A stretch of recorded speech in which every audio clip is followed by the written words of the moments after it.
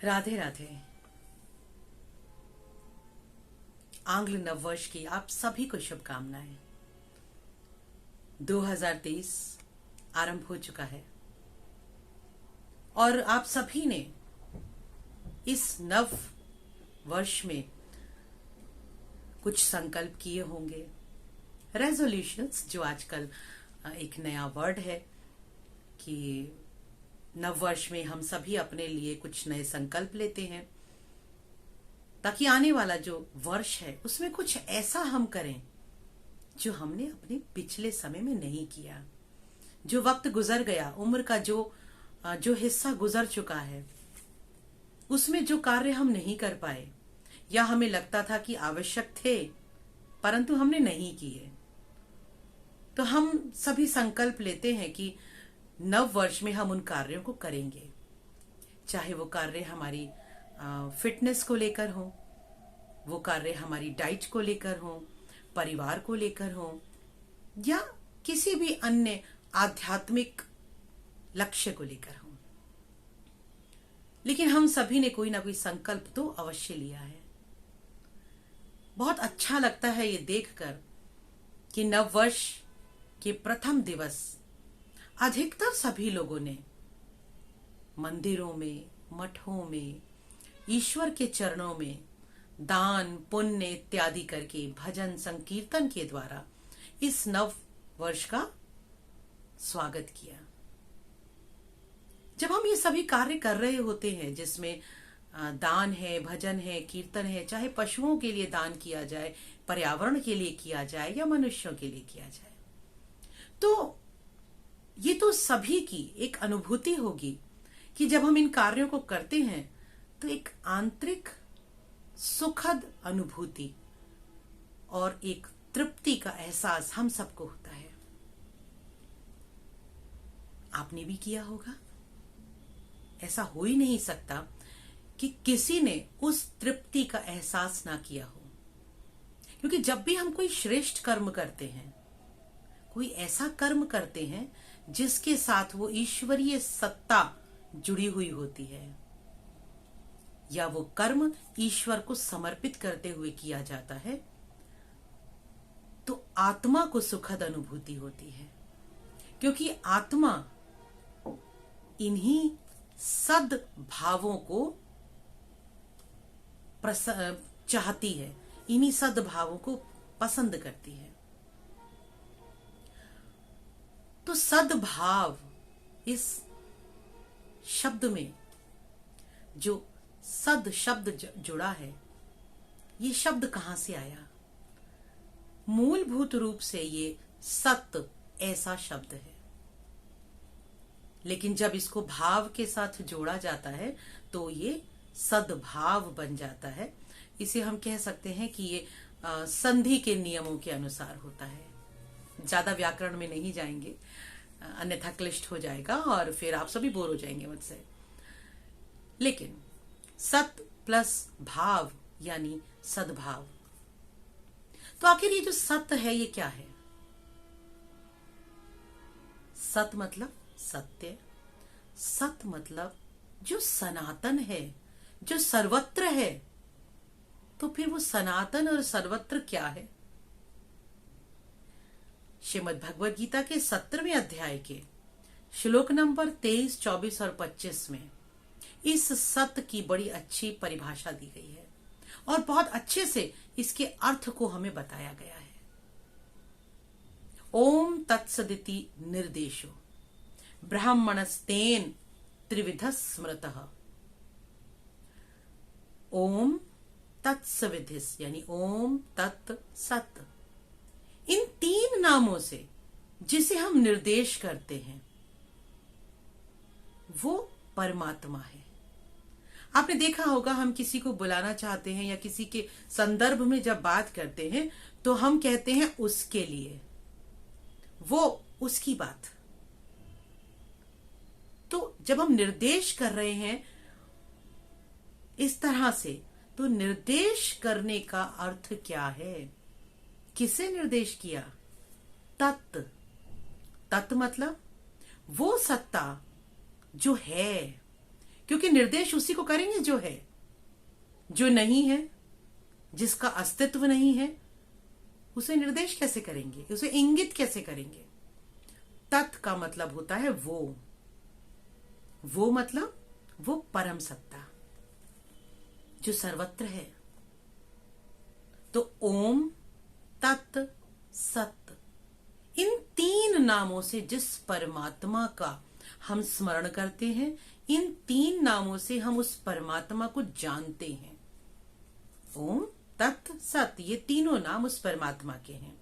ब्राह्मणास्तेन वेदाश्च यज्ञाश्च विहिताः पुरा, और उसी परमात्मा से पुरा मतलब पुरातन काल में यज्ञ और वेदों का प्रादुर्भाव हुआ है। कितनी सुंदरता से यहां पर भगवान ने अर्जुन को बता दिया कि हे अर्जुन, तुम तो विग्रहों में और चित्रों में ही फंसे रह गए। तुम इंसान सोचते रह गए कि मैं कौन हूं, लेकिन मैं ओम, तत्, सत हूं, जो सर्वत्र है और जिसको तुम निर्देश देकर, इंगित कर कर बता सकते हो, क्योंकि वो सभी जगह है। जहां पर भी उंगली से निर्देश करोगे वो वहां है। और वो कौन है? वो सत्य है। सत्य मतलब एक वो सत्य भाव जो सनातन है, जिसकी उपस्थिति इस संपूर्ण सृष्टि में है। कोई भी स्थान ऐसा नहीं है जो उससे छूटा हुआ हो। और उसी परमात्मा से यज्ञ और वेदों का प्रादुर्भाव हुआ है, उनका जन्म हुआ है। उसके बाद आगे यहां भगवान ने बताया कि जो ओम है, इस ओम का हम जो इस्तेमाल करते हैं, उसका प्रयोग करते हैं, वो कहां करते हैं? हमने देखा होगा कि जब भी कोई पंडित, ब्राह्मण, यज्ञ करने वाले, हवन करने वाले, जब वो कोई यज्ञ हवन करते हैं, भजन पूजा करते हैं, तो उनके सभी मंत्रों में ओम ऐसा उच्चारण आता है। सभी मंत्रों को समर्पित करते समय ओम अवश्य बोला जाता है। यज्ञ में जब आहुति दी जाती है तो ओम अवश्य कहा जाता है। ओम नमो भगवते वासुदेवाय स्वाहा, ओम नमः शिवाय स्वाहा, ओम वरुणाय स्वाहा, ओम अवश्य कहा जाता है। तो ओम प्रत्येक शुभ कर्म के आरंभ में इस्तेमाल होता है, और प्रत्येक यज्ञ, दान, तप, क्रियाएं जो सज्जन मनुष्यों के द्वारा की जाती हैं और उस परमात्मा को समर्पित करने के लिए की जाती हैं, तो उसमें ओम को अवश्य जोड़ा जाता है। तस्मादोमित्युदाहृत्य यज्ञ दान तपः क्रिया। यज्ञ, दान, तप क्रियाओं में, जैसी इन विभिन्न क्रियाओं में ओम को अवश्य प्रयोग किया जाता है। और ओम को जोड़ने के साथ इसका अर्थ ये है कि जब हमने ओम को साथ में जोड़ दिया तो इसका मतलब वो सभी यज्ञ, तप, दान उस परमात्मा को हमने समर्पित कर दिए, वो सभी उस परमात्मा के साथ जोड़ दिए हमने। और ये हमेशा से हो रहा है। लेकिन वो कर्म कैसे होते हैं? उन कर्मों में वैदिक रीति नीति का पालन किया जाता है। इसके बाद तत्व को परिभाषित करते हुए भगवान ने बताया कि हे अर्जुन, तत्व, क्योंकि तत्व का अर्थ है वो परमपिता परमात्मा।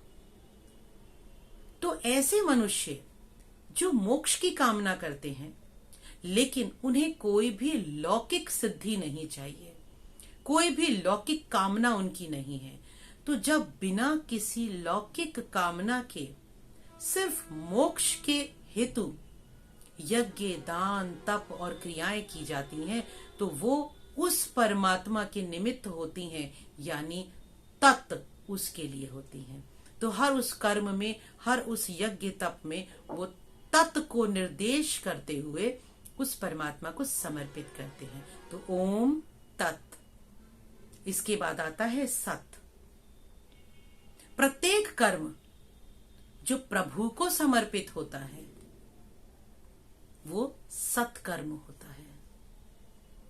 तो उस कर्म में सत्य यानी परमात्मा जुड़ जाता है। बहुत आसान से शब्दों में भगवान ने बताया है कि सद्भावे साधु भावे च सदित्ये तत्प्रयुज्यते, कि हे पार्थ, ऐसे कर्म जो सद्भाव के साथ किए जाते हैं, यानी अच्छे भावों के साथ किए जाते हैं, और साधु भाव यानी उन मनुष्यों के द्वारा किए जाते हैं जो हृदय से बिल्कुल निर्मल हैं, कोमल हैं, सरल हृदय हैं, उनके मन में कोई छल कपट नहीं है, ऐसे लोगों के द्वारा किए जाते हैं। और इन कर्मों की प्रशस्ते कर्मणि सदा, इन कर्मों की सदा प्रशंसा होती है। तो इन कर्मों में भी सशब्द पार्थ युज्यते, इन कर्मों भी ये सत शब्द जुड़ जाता है, युज्यते जुड़ जाता है। तो यानी सत्कर्म, सत्कर्म, सद्भाव, सत्भाव, सद संकल्प, तो जितने भी इस तरह के शब्द हैं, इस तरह के कर्म हैं और कर्म कांड हैं, लेकिन वैदिक रीति नीति का पालन करते हुए हैं और उस प्रभु को समर्पित हैं।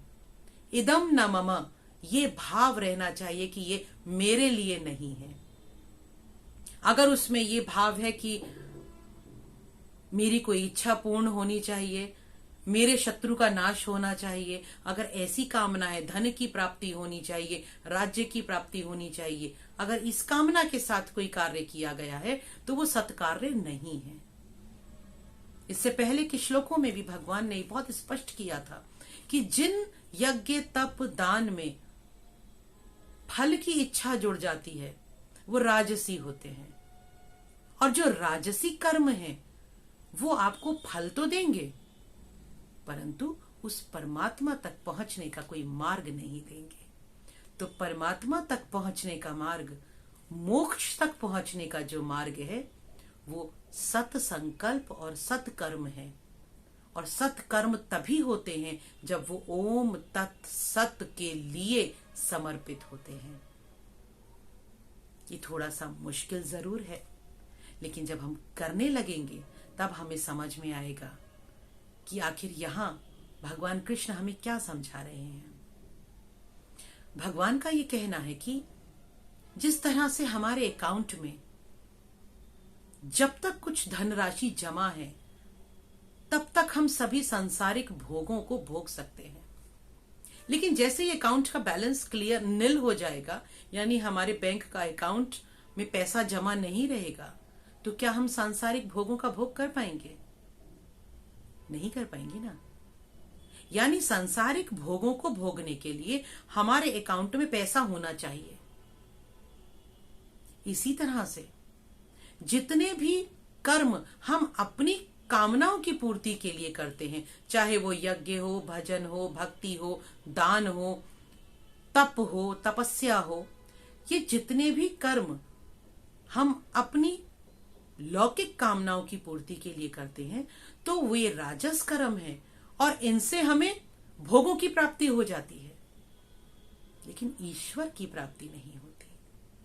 और ये जो हमारी आत्मा है ना, ये तब तक प्यासी रहती है जब तक इसे परमात्मा का स्नेह नहीं मिलता, क्योंकि आत्मा उस परमात्मा का अंश है। ममई वांशो जीव लोके जीव भूत सनातनः। भगवान कृष्ण ने कहा है मेरा ही अंश हो तुम सब। तो अंश सदैव पूर्ण से मिलने को बेकरार रहता है, और जब तक वो पूर्ण नहीं मिलता तब तक तड़प बनी रहती है। तो हम यज्ञ, तप, दान, माला, जप, संकीर्तन सब कुछ कर रहे हैं, लेकिन मन में लौकिक इच्छाएं हैं, तो आत्मा प्यासी ही रहेगी, क्योंकि परमात्मा नहीं मिलेगा।